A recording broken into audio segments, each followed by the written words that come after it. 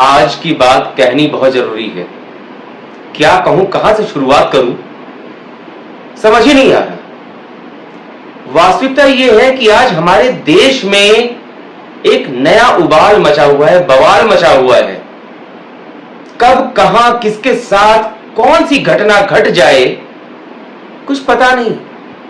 हमारा देश, हमारी संस्कृति, नारी का सम्मान करने वाली यह संस्कृति जो है आज कहीं विलुप्त हो गई है, नष्ट हो गई है, समाप्त सी हो गई है। इन दिनों पश्चिम बंगाल की एक घटना ने पूरे देश को झकझोर रखा है। कहना क्या चाहता हूं आप समझ ही गए होंगे। आरजी कर अस्पताल, आरजी के अस्पताल दोनों नाम से जाना जाता है। वहां की एक डॉक्टर बिटिया के साथ जो घटना घटी उसके बारे में बताने को तो कुछ बचा ही नहीं है। जानते सभी हैं क्या घटना हुई, कैसे हुई, कब हुई, और उसके बाद शुरू हुआ घृणित राजनीति का दौर। पश्चिम बंगाल में जिनकी सरकार है उस सरकार की मुखिया, समझ ही गए होंगे, उस सरकार की मुखिया खुद अपने लाव लश्कर के साथ निकलती हैं दोषियों को फांसी देने की मांग उठाते हुए।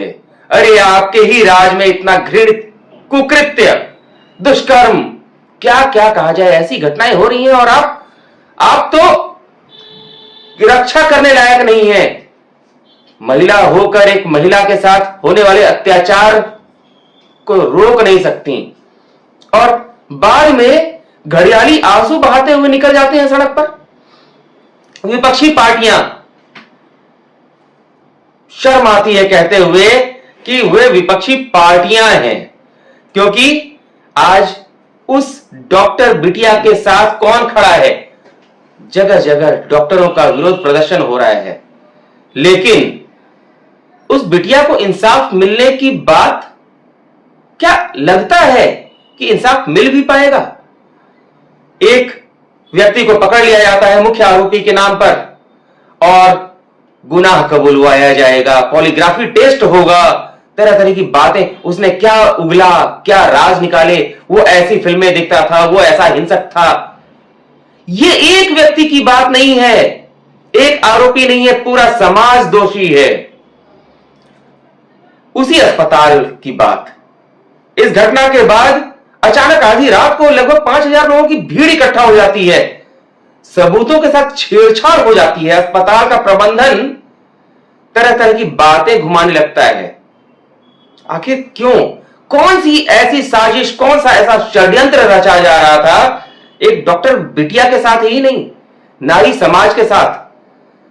हमारे समाज में, हमारी संस्कृति में नारी को देवी समझा गया है, पूजनीय समझा गया है। कहते हैं ना, प्रभु श्री राम के नाम के पहले सीता का नाम लगता है, नारी का। कन्हैया, कृष्ण भगवान के नाम के पहले राधा का नाम लगता है, सीताराम, राधे कृष्ण। क्या हो गया है हमारे समाज को। नेता तो बस अपनी राजनीति चमकाने के लिए निकल पड़ते हैं, लाशों पर राजनीति करते हैं, रोटियां सेकते हैं। बात केवल बंगाल की हो तो किनारे को रखा भी जा सकता था मामला। घटना यही रुकती नहीं है। महाराष्ट्र के बदलापुर में छोटी छोटी बच्चियों के साथ, 4-4 साल की बच्चियों के साथ दरिंदगी की खबर आती है। क्या हो रहा है ये। इस चीज को क्या केवल पुलिस की जिम्मेदारी है रोकना? केवल पुलिस की जिम्मेदारी है? नहीं, समाज की जिम्मेदारी है, माता पिता की जिम्मेदारी है।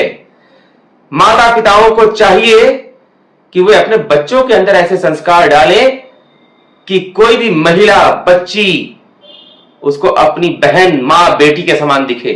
जो आरजी कर अस्पताल में घटना घटी डॉक्टर बिटिया के साथ, जूनियर डॉक्टर ही सही थी तो डॉक्टर, वो काम क्या करती थी? लोगों की जान बचाने के लिए उसने प्रण लिया था। लोगों की जान बचाने का काम करना था उसे, वही काम कर रही थी। मतलब जान बचाने वाली रक्षक। और समाज में बैठे हुए दरिंदे भक्षकों ने उसी का भक्षण कर लिया। दरिंदगी का शिकार बना लिया। बेशर्मी की हदें पार हो गई। हैवानियत कहां चली गई? हैवानियत शब्द कम है, बेशर्मी की हद पार हो गई। और राजनेताओं को तो एक नया मुद्दा मिल गया। धरना कर दो, प्रदर्शन कर दो, लाइमलाइट में आ जाओ, चमक जाओ। और चमकने के बाद डॉक्टर बिटिया को इंसाफ मिले ना मिले किसे पड़ी है? पुलिस अपना काम करेगी, कानून अपना काम करेगा। लेकिन हमने तो धरना प्रदर्शन करके, विरोध करके कैमरे के सामने अपने चेहरे को चमका लिया। लोगों ने जान लिया कि हां भाई, ये भी नेता हैं। और नेतागिरी चमका ली, बाद में किसी को इंसाफ मिले ना मिले, भाड़ में जाए। कहते हैं ना, भाड़ में जाए जनता, हम बजाए हारमोनिया। मतलब ये एक ट्रेंड बन गया है। महाराष्ट्र के बदलापुर में छोटी छोटी बच्चियों का क्या कसूर था? समाज इतना हैवान क्यों बनता जा रहा है? मात्र राजनेताओं का कसूर है। समाज को दिशा देने वाले जो ठेकेदार बैठे हैं, समाज के ठेकेदार बन के बैठे हैं, उनका कसूर है, उनका दोष है। उन्हें सुधरना होगा। क्योंकि आज तो आपने राजनीति के नाम पर विरोध प्रदर्शन कर लिया, कल को न्याय दिलाने तक खड़े रहेंगे आप उस परिवार के साथ? गारंटी है? क्या आगे से समाज में इस तरह की घटना नहीं घटेगी, इस बात की गारंटी है? गारंटी ले सकते हैं? कोई धर्म के नाम पर तो कोई राजनीति के नाम पर बवाल तो कर बैठता है। लेकिन ऐसी घटनाओं को रोकने के लिए क्या किया जा रहा है? महिलाओं को सशक्त बनाना ही काफी नहीं है। महिला कितनी भी सशक्त हो जाए, एक महिला के ऊपर अगर 10 व्यक्ति हमला कर दें तो आसान नहीं है पार पाना। इसके लिए उन 10 व्यक्तियों को संस्कारी होना होगा। कहीं महिला दिखे तो नजरें सम्मान में झुकनी चाहिए, हैवान की तरह नहीं। महिला है तो वो आपके लिए अवसर नहीं है, वो आपकी एक जिम्मेदारी है। उस महिला को इज्जत के साथ जीवन जीने योग्य माहौल देना आपकी जिम्मेदारी है। राजनेता क्या खाक समझेंगे? पश्चिम बंगाल की नेता, वहां की सर्वोपरि नेता, सर्वोच्च नेता, जो कि आज बागडोर थाम कर बैठी हैं, आप खुद महिला है ना? क्या कर लिया आपने? घटनाओं के बाद घटनाएं हो रही हैं। लगातार इस तरह की घटना महिलाओं के साथ। जब चुनाव के बाद, जब आपके राज्य में चुनाव हुआ था, उसके बाद ही महिलाओं के साथ दरिंदगी। कुछ समय पहले ही आप ही की पार्टी के लोगों ने महिलाओं के साथ कैसी कैसी दरिंदगी की। जब मामला खुला तो कितना बवाल मचा, सब पता चला। विपक्षी पार्टी भी बस आएंगे, हंगामा करेंगे, नाचेंगे, गाएंगे, उसी में हंसी ठिठोली भी होगी और शाम होते होते सब घर में जाकर सो जाएंगे। अरे शर्म करो, शर्म करो। जिस नारी के कोख से जन्म लेते हो हैवानों, तुमने भी किसी मां के कोख से जन्म लिया होगा। तुम्हारी भी कोई बहन होगी, बेटी होगी, पत्नी होगी। मैं तो बस यही चाहता हूं कि तुम्हारे जीवन में ऐसा कोई रिश्ता ही ना हो। और तुम हैवानों रिश्तों के लिए तरसो, तड़पो, गिड़गिड़ाओ कि काश मेरी भी कोई मां होती, बहन होती, बेटी होती। लेकिन नहीं, आज भी जाग जाओ, अपने अंदर इंसानियत जगा लो। समाज से कहता हूं, समाज के ठेकेदारों, आप तो कभी धर्म के नाम पर, कभी राजनीति के नाम पर लोगों को इकट्ठा करते हैं ना, उनके अंदर अच्छी भावना, अच्छे संस्कार क्यों नहीं डालते? राजनेताओं से कहना चाहूंगा, राजनीति करो, सत्ता के लिए करो, गलत के खिलाफ खड़े होकर करो।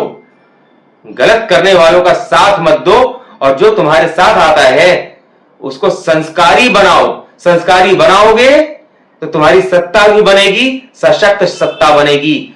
आज के समय में नारी का जो सम्मान नहीं करेगा वो कहीं का नहीं रहेगा, यह समझना होगा। आज बोलने को तो बहुत कुछ है, शर्म आती है उस बात को सोचकर जिनकी 2 छोटी छोटी बच्चियां, 4-4 साल की बच्चियों के साथ दरिंदगी होती है महाराष्ट्र में। राज्य की बात नहीं है, केवल समाज की बात है। इसे बदलना होगा, और इसको बदलने के लिए हम सबको एकजुट होना होगा, खड़ा होना पड़ेगा। हमें एक दूसरे की बहन बेटियों की रक्षा के लिए आगे आना होगा। यह नहीं कि अच्छा ये किसी और जगह हुआ ना, कोई बात नहीं, हमें क्या फर्क पड़ता है। अरे मूर्खों, कल ये तुम्हारे साथ भी हो सकता है। तुम्हारे पड़ोस में हुआ तो यानी कि आंच तुम्हारे घर तक आ गई है। खड़े हो जाओ और ऐसा जिसके अंदर इस तरह की हैवानियत नजर आए, संदेह हो, तुरंत उसे धर दबोचो और इस तरह की घटना ना हो सके इसके लिए प्रण ले लो। राजनेताओं को चेतावनी है, जनता को मजबूर मत करो। हे राजनेताओं, जनता को अब मजबूर मत करो कि वो कानून को अपने हाथ में ले ले। विरोध प्रदर्शन तक तो ठीक है, कहीं ऐसा ना हो कि ये प्रदर्शन एक क्रांति के रूप में बदल जाए और जन क्रांति तुम्हारे खिलाफ तुम्हें कहीं का ना छोड़े। कहने को बहुत कुछ है, लेकिन आज मैं अपनी बात को यहीं पर रोकूंगा।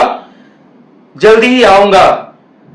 आपसे बस इतना आग्रह करूंगा, इस बात को शांत मत होने दीजिएगा, इस उबाल को, अपने अंदर की आग को बुझने मत दीजिएगा, क्योंकि अब समय आ चुका है, सबको जागना होगा। अपने घर को बचाना है तो जागना ही पड़ेगा। हम सब एक साथ अपने समाज की, अपने परिवार की, अपनी रक्षा कर सकते हैं। अकेला कोई कुछ नहीं कर सकता। सबको एक दूसरे का सहयोग चाहिए, सपोर्ट चाहिए, साथ चाहिए। और मैं तो कदम बढ़ा चुका हूं, आप सबका भी साथ चाहिए। आज के लिए बस यहां बात खत्म करूंगा, जल्दी ही आऊंगा। भ्रष्ट राजनेताओं को, समाज के ठेकेदारों को, धर्म के ठेकेदारों को उनकी औकात दिखानी जरूरी है। हमारे लिए आपका साथ जरूरी है। नमस्कार।